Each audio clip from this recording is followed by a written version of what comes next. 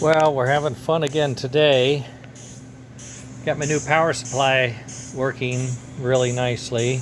Got my little clamping device here, and I have my chuff trigger devices built and wired a little bit, and I'm jumpering them into the soundboard for chuff sounds. You hear the chuff sound, and it's getting triggered every twice every revolution of the drive wheel. So you're going to get two chuffs instead of one like we have with our normal engine, and I think this is going to work okay for us.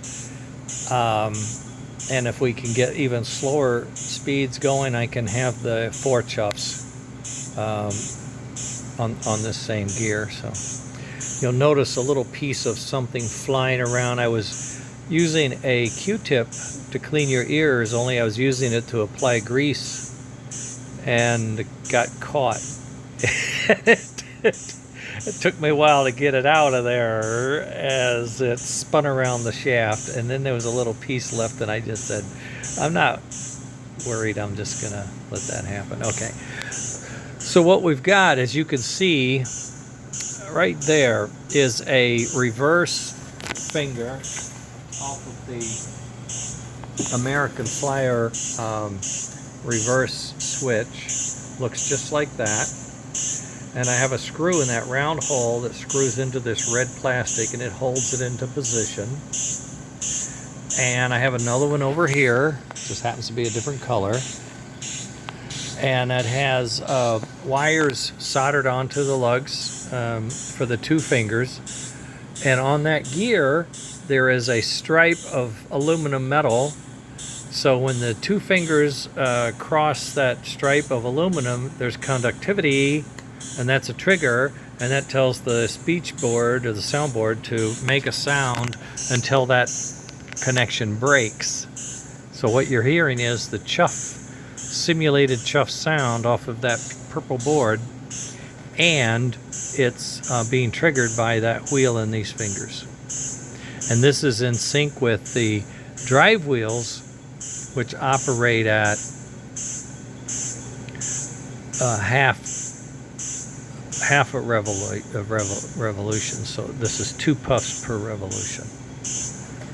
And what I'm going to do is start to turn up the voltage, which means I'm cranking up the transformer, so to speak.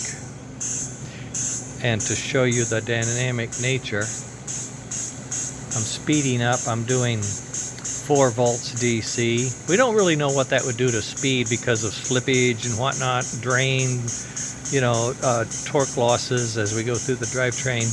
But you can imagine this will probably be a slow speed right now. I'm speeding up to 5 volts, 6 volts. Notice the cadence is in sync with the speed. 7 volts, 8, 9. Now Casey Jones is coming around the turn. There's 10 volts. At 10 volts you still have a distinct chuff sound, but it's getting pretty tightly coupled, close together. 12 volts,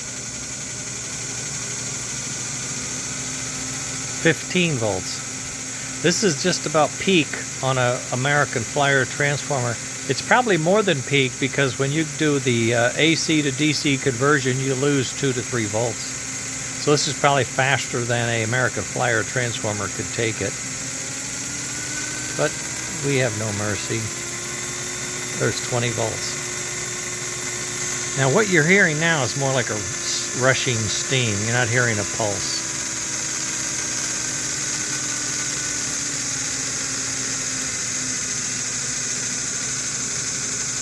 I can hear a pulse now at 12, 13 volts. You still got a very quick pulse. 9 volts, 8, 7, 6, 5 volts, 4, 3. If you had the power, you could get a good 3-volt chuff. That wouldn't be bad. That would not be bad. Okay, that's what we've been doing. Now I'm going to mount this into an engine. I've been working on an engine. And I'm going to hook it up to a puffer and see if we can't puff some smoke. Okay, this is my chuff trigger device. This is a prototype. I have yet to fit it into an engine shell to see if it's too tall. It might be too tall, but I don't think it is now that I think about it, because the armature that sits up here, you know, if there was an armature, it's that tall, so I don't think we're going to be too tall.